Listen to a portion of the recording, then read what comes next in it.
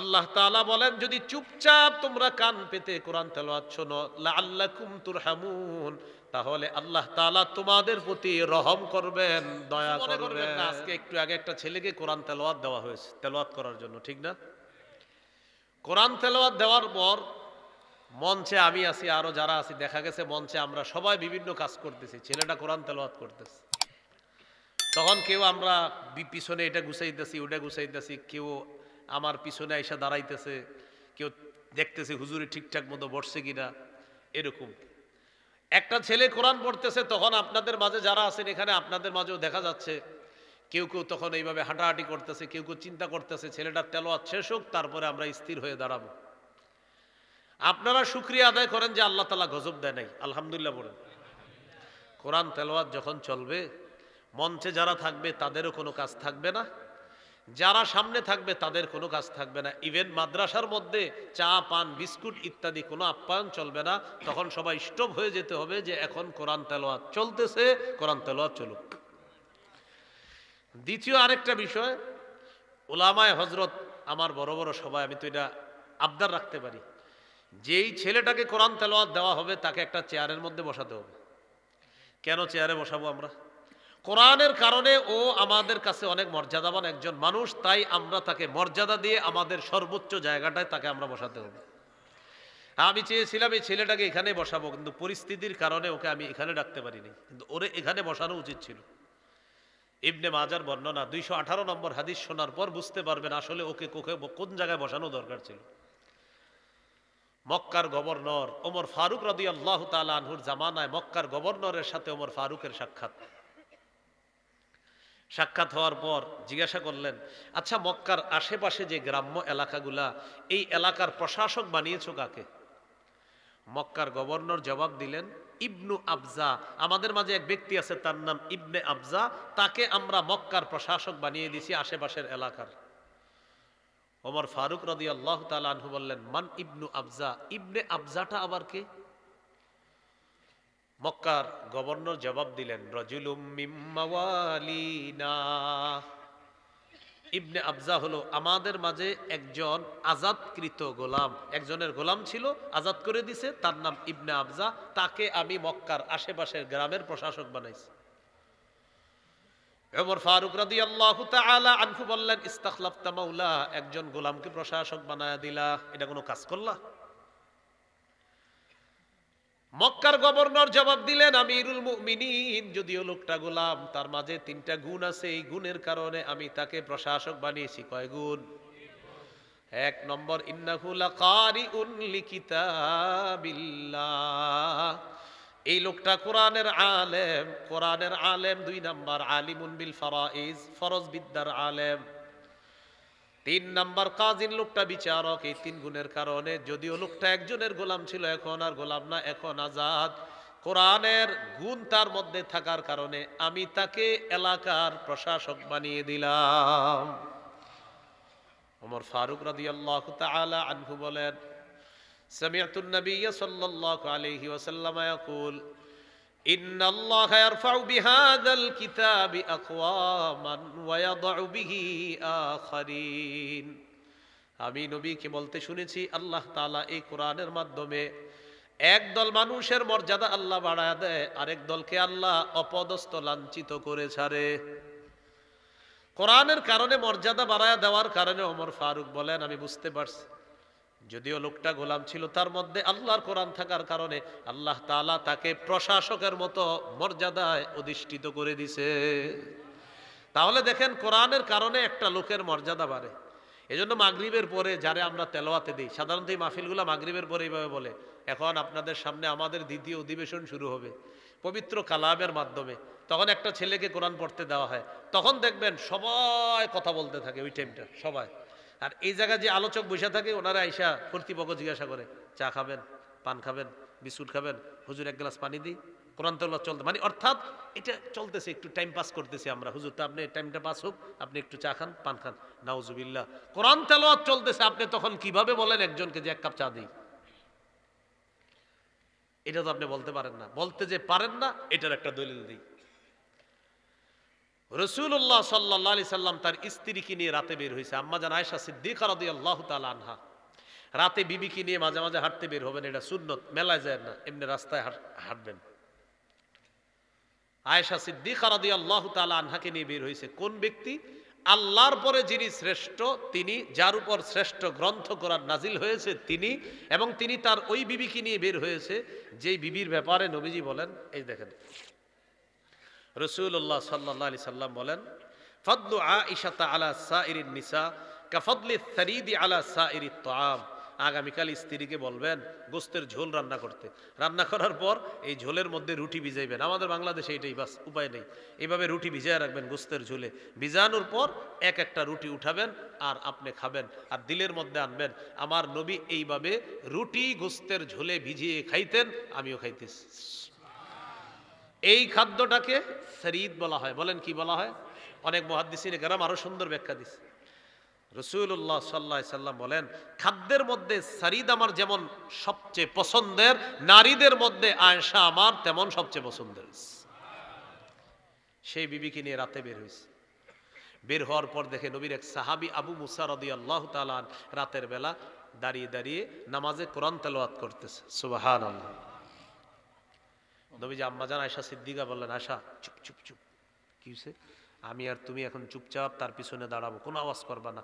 নবী এবং তার স্ত্রী আয়েশা সিদ্দিকা রাদিয়াল্লাহু তাআলা আনহা রাসূলের এক সাহাবীর পিছনে দাঁড়িয়ে চুপচাপ কোরআন তেলাওয়াত শুনতেছিলেন। ঘটনা শেষ হয়নি। কোরআন তেলাওয়াত শোনার পর আবার চুপি চুপি চলে গেছে। সাহাবী বুঝতেও পারে নাই যে আমার পিছনে এতক্ষণ মুহাম্মদ সাল্লাল্লাহু আলাইহি সাল্লাম দাঁড়িয়ে কোরআন শুনেছেন আর তার স্ত্রী আয়েশা সিদ্দিকা, আমাদের আম্মাজান আয়েশা সিদ্দিকা রাদিয়াল্লাহু তাআলা আনহা কোরআন শুনেছেন, এটা সাহাবী বুঝতে পারে নাই। পরের দিন নবীর কাছে গেছে। ওই সাহাবী ছিলেন আবু মুসা আশআরী রাদিয়াল্লাহু তাআলা। নবীজি বললেন, আবু মুসা কি খবর? রাতের বেলা ওই জায়গায় দাঁড়ায় তো তুমি তেলাওয়াত করতেছিলা। হুজুর আপনি কিভাবে জানলেন? হ্যাঁ, আমি আর আয়েশা তোমার পাশ দিয়ে যাইতেছিলাম, তুমি তেলাওয়াত করতেছিলা, তো আল্লাহর কালাম তেলাওয়াত করতেছো, এই জন্য আমরা চুপচাপ দাঁড়ায় তোমার তেলাওয়াত শুনতেছিলাম। হুজুর আপনি আমাকে বলবেন না আমার পিছনে? আপনি কয় না, এমনি বলি নাই, আমরা দুইজন চুপচাপ ছিলাম, দাঁড়ায় দাঁড়ায় কোরআন তেলাওয়াত শুনে চলে আসলাম। সাহাবী বললেন, লাউ আলিমতু বিমাকানিকা লাহাব্বারতু লাকা তাহবীরা। ইয়া রাসূলুল্লাহ, আমি যদি জানতাম আমার পিছনে আপনি দাঁড়িয়ে আছেন, আমি কোরআন আরো সুন্দর করে তেলাওয়াত করতাম। তাহলে বলেন কি শিখলাম? যখন কোরআন তেলাওয়াত করা হবে চুপচাপ তখন আমরা তেলাওয়াত শুনবো। আল্লাহ তাআলা বলেন, ওয়া ইযা কুরিআল কুরআনু ফাসতামিউ লাহু ওয়া আনসিতু। যখন কোরআন তেলাওয়াত করা হয় তখন দুই কাজ। জোরে বলেন, কয় কাজ? আবার কোরআন তেলাওয়াত করা হলে কয় কাজ? বলেন এক নম্বর, বলেন এক নম্বর, কান পেতে শোনা। দুই, চুপ থাকা।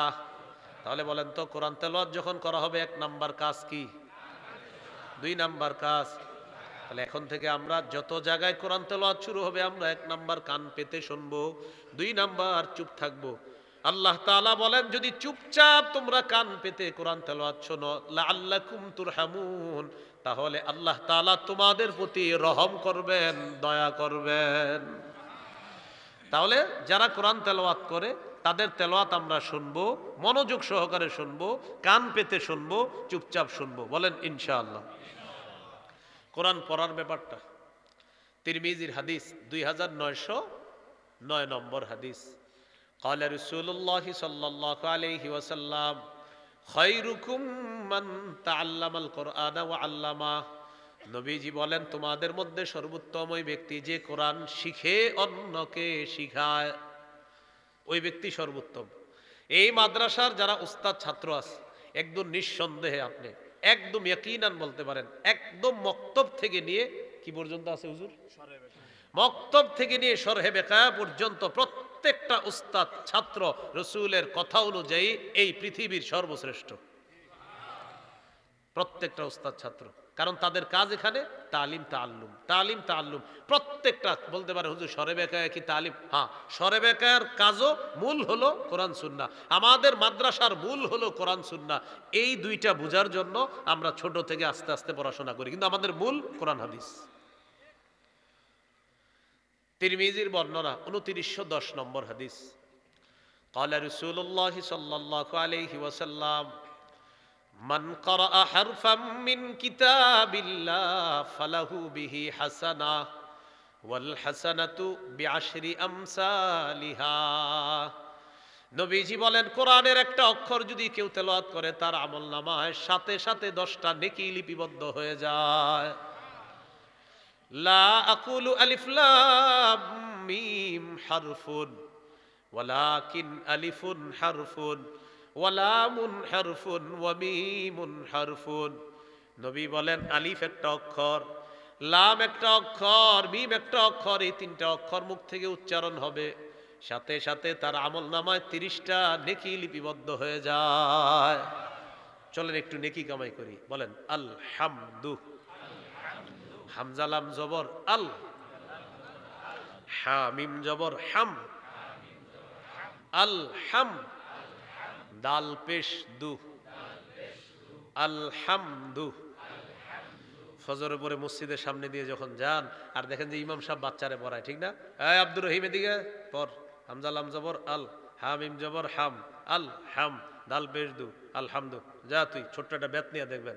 এই আব্দুর রহমান এদিকে আস, হ্যাঁ পড়, তুই পড়। নুন জবর না, সদ জবর স, না স, র জবর র, না স র। তুই এদিকে আসার পরে পরে আপনি চিন্তা করেন, হুজুরের বেতন 6000 টাকা, কি আর করে? রসুল বলেন, এই যে পড়তেছে আর পড়াইতেছে, প্রথম কথা এরা শ্রেষ্ঠ। আর এই যে আলহামদু, প্রতি অক্ষরে 10টা নেকি। আলহামদু এটা শিখাইলো, শিখলো, 50টা নেকির লিপিবদ্ধ হয়ে গেছে। কয়টা নেকি? আমার এই পর্যন্ত এখন হয়েছে আপনার 450, আর আপনাদের হয়েছে 400, কারণ আমি একবার বেশি বলছি। আমি বলেন আলহামদু। আমার 550 হয়েছে, আপনাদের 500 হয়েছে। আপনাদের 500, আমার 550, মোট আর কি 10 বার হয়েছে। তো 10 50 কত? 500। আমার হয়েছে 10.5 বার। আল্লাহ আমাদেরকে বুঝার তৌফিক দান করেন। তাহলে এই জিনিসগুলো আমরা হাতছাড়া করব না। কোরআন পড়বো, কোরআন শুনবো। সহিহ বুখারীর 5011 নম্বর হাদিস। হাদিসটি মন দিয়ে শোনেন। এখন কি দিন না রাত? আজকে এই কাজটা করতে পারেন। এখন বাসায় যাওয়ার পর আগে হাদিস শোনেন। বারা ইবনে আযিব রাদিয়াল্লাহু তাআলা আনহুর বর্ণনা, তিনি বলেন, কানা রাজুলুন ইয়াকরাউ সূরাতাল কাহফি। নবীর এক সাহাবী রাতের বেলা সূরা কাহফ তেলাওয়াত করতেছে। তার পাশে তার ঘোড়াটা বাঁধা। হঠাৎ তাকায় দেখে ফাজআলা ফারাসুহু ইয়ানফিরু, তার ঘোড়াটা লাফায়। সুবহানাল্লাহ, ঘোড়া লাফায়। আপনি কোরআন তেলাওয়াত করেন, ঘোড়া লাফায়। তাকশাতু সাহাবা, উপরের দিকে তাকায় দেখে আকাশের মেঘখণ্ড তার বাড়ির উপর ছায়া দিতেছে। মেঘখণ্ড, পুরো এলাকা না কিন্তু, শুধু মেঘখণ্ড তার বাড়ির উপর। তো তাকায় রয়েছে, ঘটনা কি? তিনি যত পরে ঘোড়া তত লাফায়, মেঘখণ্ড তত নিচের দিকে আসতেছে। তেলাওয়াত বন্ধ করে দিলেন, ঘোড়ার লাফানি বন্ধ, মেঘখণ্ড উপরে চলে যায়। পরের দিন আল্লাহ নবীর কাছে যায়। যাওয়ার পর বলে, ইয়া রাসূলুল্লাহ, ইয়া হাবিবাল্লাহ, গত রাতে কোরআন তেলাওয়াত করতেছিলাম, হঠাৎ আমি দেখলাম মেঘখণ্ড আসছে, আমার ঘোড়াটা লাফায়, কিছুই বুঝতে পারিনি। নবীজি বললেন, তিলকা সাকিনাতু তানাজ্জালাত বিল কুরআন। কোরআন তেলাওয়াত করলে সাকিনা নাজিল হয়, আল্লাহর পক্ষ থেকে প্রশান্তি আসে। মানুষ এটা দেখতে পায় না। গত রাত আল্লাহ তাআলা তোমাকে সাকিনা স্বচক্ষে দেখায় দিছে। এই যে মেঘখণ্ড, এটা সাকিনা। সহিহ মুসলিমের বর্ণনা, একজন সাহাবীর নাম যদি পারেন স্মরণে রাখেন, বলেন উসাইদ ইবনে হুজাইর। এই সাহাবী রাতের বেলা কোরআন তেলাওয়াত করতেছে, তার সন্তান ইয়াহিয়া তার পাশে আছে। ঘোড়ার আস্তাবলের মধ্যে তিনি তেলাওয়াত করতেছে। আমাদের যুগে গরুর ঘর, ওই যুগে ঘোড়ার ঘর। তো সাহাবী তেলাওয়াত করে, তিনি বলেন, তিনি দেখতেছে আকাশ থেকে এক খণ্ড মেঘ আসছে, তবে ওই মেঘের ভিতরে ফিহা আমসালুস সুরুজ, মেঘের ভিতরে ছোট্ট ছোট্ট বাতি, এরকম আপনার বাতি, বাতি লম্বা না, এরকম একটা, এটা আমি বল, হারিকেন চিনেন? হারিকেন, এই টাইপের বাতি, এক একটা এরকম বাতি। ফিহা আমসালুস সুরুজ, বাতির মতো অনেকগুলা বাতি দেখা যাইতেছে মেঘের ভিতরে। তো উনি যত পরে ঘোড়া তত লাফায়, ওইটা নিচের দিকে আসতেছে। তিনি পড়া থামায় দিছে। ঘটনাটি মন দিয়ে শুনেন। পরের দিন রাসূল সাল্লাল্লাহু আলাইহি সাল্লামের কাছে গেছে, হুজুর রাতের বেলা কোরআন তেলাওয়াত করতেছিলাম, আকাশ থেকে এক খণ্ড মেঘ আসলো, এটার মধ্যে বাতির মতো মেঘখণ্ড, আমি যত বলি তত নিচে আসে, আমার ঘোড়া তত লাফায়। নবীজি বললেন, ইকরা ইবনে হুজাইর, ও উসাইদ ইবনে হুজাইর, তুমি যদি আরো তেলাওয়াত করতা। হুজুর আমি তো আরো পড়ছি। তারপর হুজুর এটা আরো নিচে আসে, আমার ঘোড়া আরো লাফায়। নবীজি বললেন, আহা ইকরা ইবনে হুজাইর, ও উসাইদ ইবনে হুজাইর, তুমি যদি আরো তেলাওয়াত করতা। হুজুর আরো তেলাওয়াত করছি। তারপর কি হলো? হুজুর ঘোড়া আরো লাফায়। নবীজি বললেন, ও উসাইদ ইবনে হুজাইর, তুমি যদি আরো তেলাওয়াত করতা। হুজুর আরো করছি। তারপর আরো করার পর দেখলাম ঘোড়া এত বেশি লাফায়। নবীজি বললেন, তারপর কি করছো? হুজুর তেলাওয়াত বন্ধ করছি। নবীজি বললেন, আহা তুমি যদি আরো পড়তা। হুজুর আমি কেন বন্ধ করছি জানেন? খাশিতু আন তাতআ ইয়াহইয়া, আমার ওই ঘোড়া এত পরিমাণ লাফাইতে ছিল, আমার সন্তান ইয়াহিয়া পাশে শোয়া, না জানি লাফাইতে লাফাইতে আমার সন্তান ইয়াহিয়ার উপরে পড়ে যায় কিনা, এই টেনশনে আমি আমার তেলাওয়াত বন্ধ করে দিছি। নবীজি বললেন, তুমি যদি আরো পড়তা। সুবহানাল্লাহ। সাহাবী কিছুই বুঝতেছে না, আপনারাও কিছু বুঝতেছেন না, আমিও কিছু বুঝতেছি না। ঘটনা কি? এত পড়তে কয় কেন? না আমি বুঝতেছি না, মানে আমি তো বিষয়টা জানি আর কি, অনেকে জানেন না। জানি বলতে ওলামা হযরত জানে, আপনাদের সাহস সাধারণ মানুষও ভিতরে আনতেছেন যে ঘটনা কি, এত পড়তে কয় কেন? রাসূলুল্লাহ সাল্লাল্লাহু আলাইহি সাল্লাম বললেন, উসাইদ রাতে তুমি যা দেখছো, তিলকাল মালাইকাতু তাসতামিউ লিকিরাআতিক, এই যে মেঘখণ্ডের মধ্যে তুমি বাতিগুলা দেখলা, এটা বাতি না, এগুলা হলো আল্লাহর অসংখ্য অগণিত ফেরেশতা, তোমার কোরআন তেলাওয়াত শোনার জন্য দুনিয়াতে চলে আসছে। হুজুর সব বুঝছি, কিন্তু আপনি আমারে আরো পড়তে বললেন কেন? নবীজি বললেন, উসাইদ তুমি যদি ফজর পর্যন্ত তেলাওয়াত করতা, ফজরের আজান হওয়ার পর তোমার বাড়ির সামনে দিয়ে যে সাহাবীরা মসজিদে ফজর নামাজ পড়তে যাইতো, তুমি যদি ফজর পর্যন্ত তেলাওয়াত করতা, আমার সাহাবীরা স্বচক্ষে আল্লাহর ফেরেশতাদেরকে দেখতে পাইতো। তো এই জন্য আপনারা এই রাতের বেলা কোরআন তেলাওয়াত করতে পারেন, আল্লাহ তৌফিক দান করেন। তাহলে চিন্তা করেন তো, রাত ৩টা ৪টায় হেফজখানার ছাত্রগুলা যখন কোরআন তেলাওয়াত করে, এলাকার উপরে কি পরিমাণ সাকিনার প্রশান্তি নাজিল হয়। এই জন্য তো আপনার এত মাদক দ্রব্যের জয় জয়কর অবস্থার হওয়ার পরেও এখনো যে ধ্বংস হয় না, কেন হয় না? ওই যে রাতের বেলা ৩টা ৪টায় বাচ্চারা কোরআন তেলাওয়াত করে, আল্লাহ তাআলা এই কারণে আমাদের দেশটা এখনো নিরাপদ রাখছে। তাহলে আমাদের অধপতনের ২ নাম্বার কারণ হলো কোরআন থেকে দূরে সরে যাওয়া। আজকে থেকে বলেন সবাই কোরআন পড়বেন নিয়মিত ইনশাআল্লাহ। আল্লাহ তৌফিক দান করেন। আমাদের অধপতনের ৩ নাম্বার কারণ, এটা আমার সাথে একটু বলেন। বলেন, জীবন, যৌবন, সময়, স্বাস্থ্য, সচ্ছলতা, এই ৫টি মূল্যবান জিনিসকে অবমূল্যায়ন করা আমাদের অধপতনের কারণ। তাহলে আমি আবার বলছি, আপনারা মন দিয়ে শোনেন। জীবন, যৌবন, সময়, স্বাস্থ্য, সচ্ছলতা, এই ৫টি বিষয়কে অবমূল্যায়ন করছি আমরা। ক্বালা রাসূলুল্লাহ সাল্লাল্লাহু আলাইহি ওয়াসাল্লাম, ইগতানিম খামসান ক্বাবলা খামসিন, আল্লাহ নবী বলেন ৫টি জিনিস তোমাদের জীবনে আসার আগে ৫টি জিনিসকে মূল্যায়ন করবা। ১ নাম্বার, শাবাবাকা ক্বাবলা হারামিক, বৃদ্ধ হওয়ার আগে তুমি যৌবন কালটাকে মূল্যায়ন করবা। বৃদ্ধ হওয়ার আগে যৌবন কালটাকে মূল্যায়ন করবা। যৌবন বয়সে আপনাকে বলবে নামাজ পড়ার জন্য, তখন আপনার বাবাও বলে থাক ছোট মানুষ, পরে পড়বে, মাত্র ২২ বছর বয়স। কি মানুষ? বাচ্চা মানুষ, আরো পরে পড়বে নামাজ। নবীজি বলেন, শাবাবাকা ক্বাবলা হারামিক, যৌবনকাল প্রাধান্য দাও তোমার জীবনে বার্ধক্য আসার আগে। যৌবন বয়সে আপনি যেই পরিমাণ নামাজে দাঁড়ায় থাকতে পারবেন, বুড়া হওয়ার পর চাইলেও ওই পরিমাণ আপনি নামাজে দাঁড়িয়ে থাকতে পারবেন না। এই যে শীতের রাত, রাতের বেলা তাহাজ্জুদ নামাজে দাঁড়িয়ে যান। সহিহুত তারগীবের ৬৩০ নম্বর হাদিসের বর্ণনা।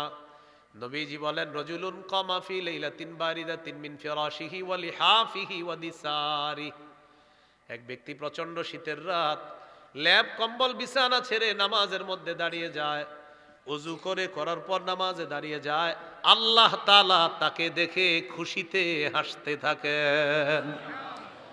এই আজকে শীতের রাত, মনে করেন ল্যাপ গাও দিয়ে শুয়ে আছেন, ল্যাপের মনে হয় এখনো সুযোগ আসে নাই না, আরো কিছুদিন পরে আসবে, নাকি ল্যাপ গায়ে দেন? কি কোনা আমার দি গরম লাগতেছে। আচ্ছা ঠিক আছে, আচ্ছা ঠিক আছে, ল্যাপ যদি গায়ে দিলে তা আপনি ল্যাপ কম্বল ছাড়লেন, ছাড়ার পর রাতের বেলা উঠলেন, ওঠার পর অজু করলেন, তাহাজ্জুদ নামাজে দাঁড়াইলেন, আল্লাহ হাসতে থাকে। ফেরেশতাদেরকে বলে মা হামালা আব্দি হাদা আলা মা সনা। আচ্ছা আমার বান্দা তাহাজ্জুদে কেন দাঁড়াইছে? আল্লাহ তো জানে, সাক্ষী রাখে।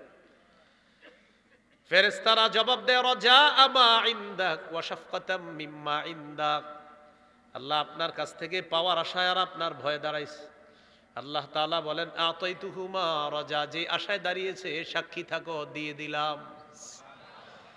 ওয়া আম্মানতুহু মিম্মা ইয়াখাফ, যেই ভয়ে দাঁড়িয়েছে ফেরেশতারা সাক্ষী থাকো, এই ভয় থেকে আমি তাকে নিরাপত্তা দিয়ে দিলাম। তাহলে শীতকালে একটু তাহাজ্জুদের নামাজ পড়েন, বলেন ইনশাআল্লাহ।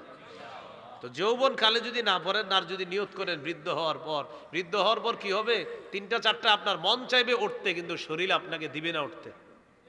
এই জন্য যৌবন কালটা মূল্যায়ন করা। 2 নাম্বার ওয়াসিহ্হাতাকা ক্বাবলা শুগুল ওয়াসিহ্হাতাকা ক্বাবলা সাকামিক, তুমি অসুস্থ হওয়ার আগে তোমার সুস্থতা তুমি মূল্যায়ন করবা।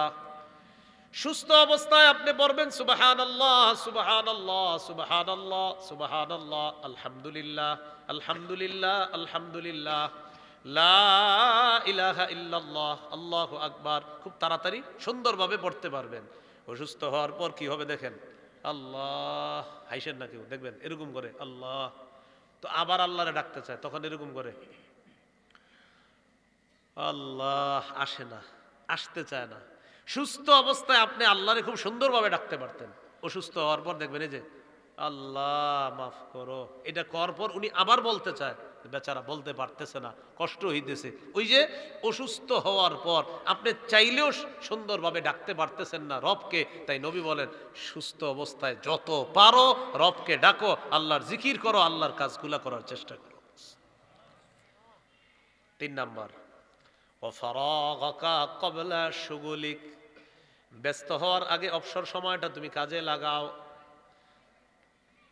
আসর থেকে মাগরিব পর্যন্ত অবসর সময় আপনি পাইলেন, এই অবসর সময়টা আপনি একটু তাসবিহ পড়লেন, জিকির করলেন।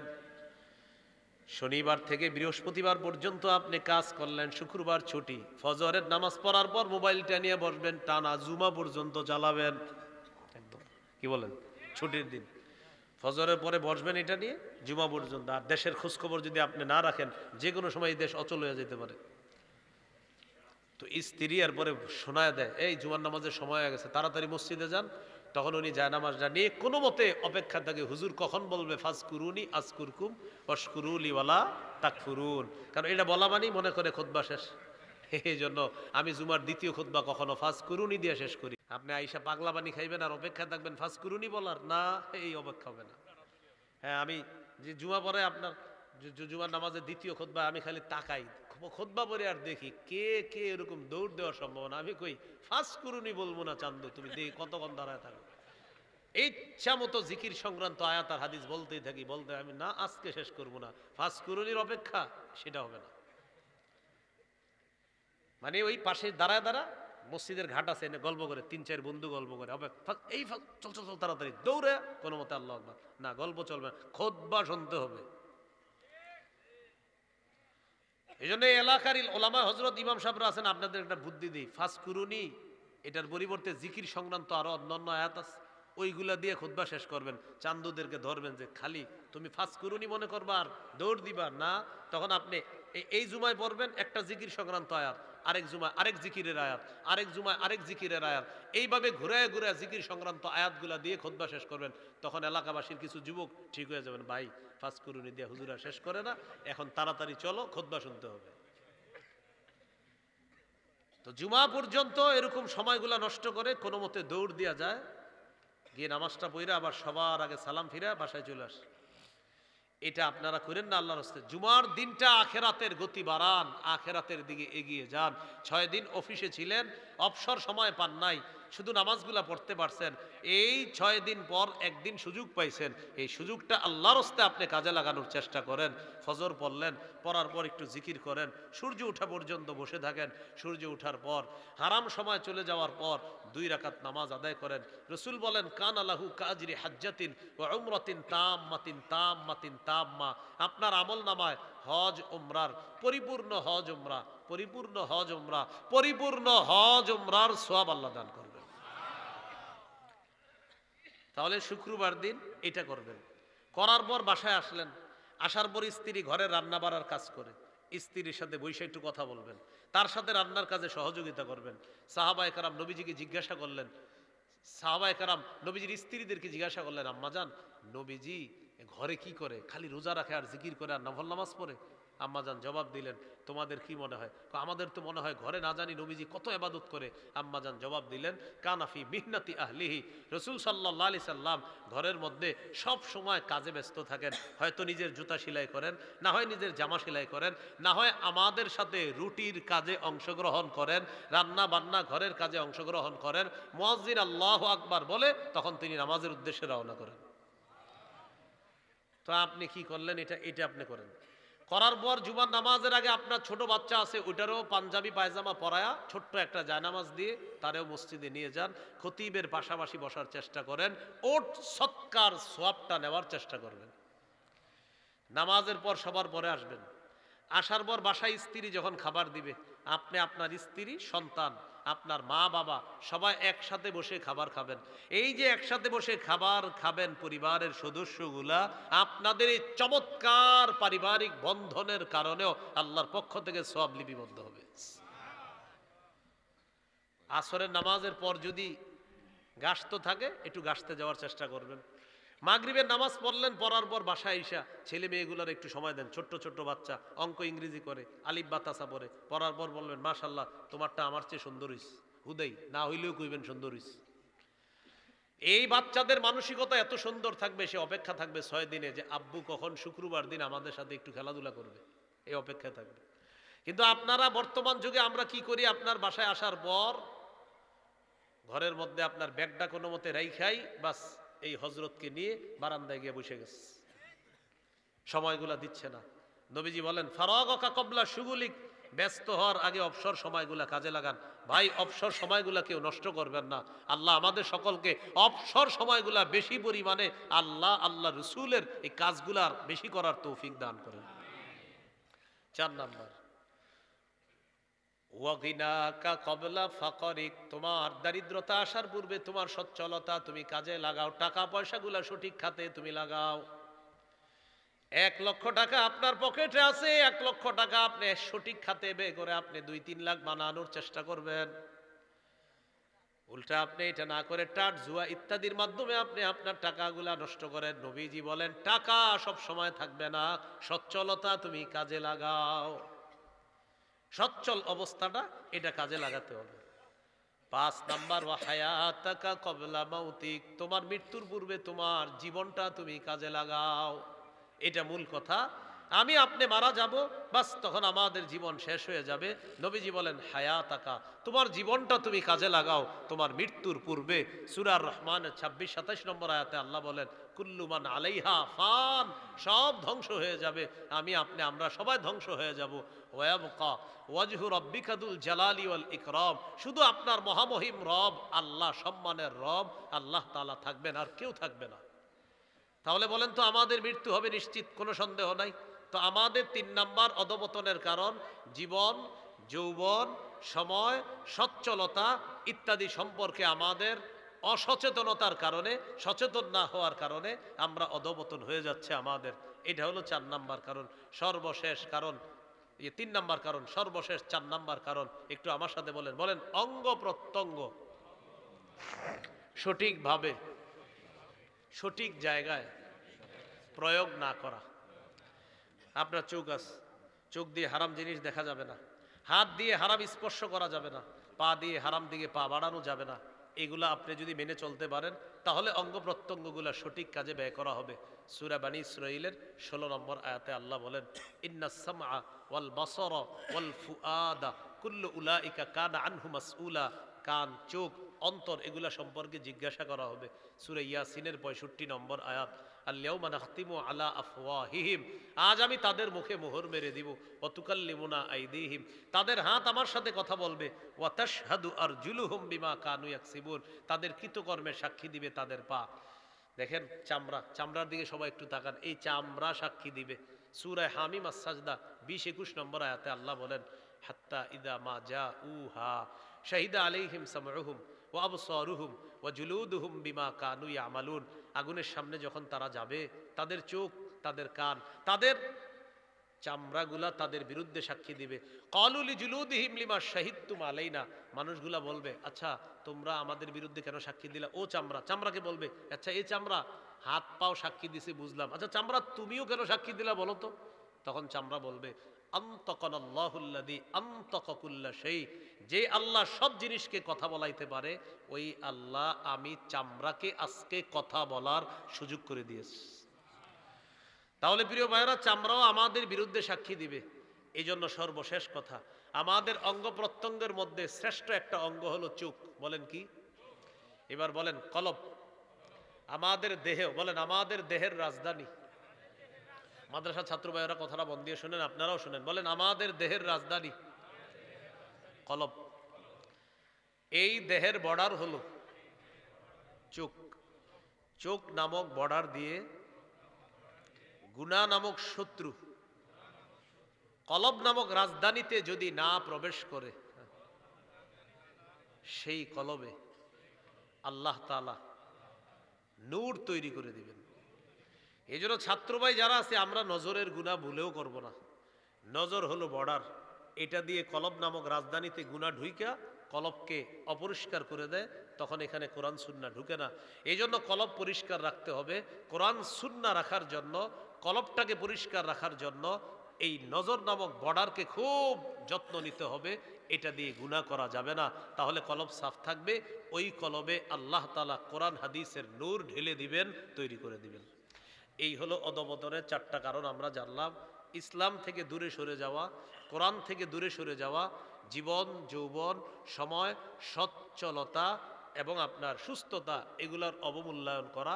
4 নাম্বার যেটা আমরা জানলাম, অঙ্গ প্রত্যঙ্গগুলা এগুলা আল্লাহর দেওয়া আমানত, সঠিকভাবে ব্যয় না করা। আল্লাহ তাআলা আমাদের সকলকে যে কথাগুলা শুনলাম বললাম, আমরা সবাই যেন আমল করতে পারি, আল্লাহ তৌফিক দান করেন। সবাই যেন ইসলামে পরিপূর্ণ রূপে প্রবেশ করতে পারি, আল্লাহ তৌফিক দান করেন। আমিন। ওয়া আখিরু দাওয়ানা আলহামদুলিল্লাহি রাব্বিল আলামিন।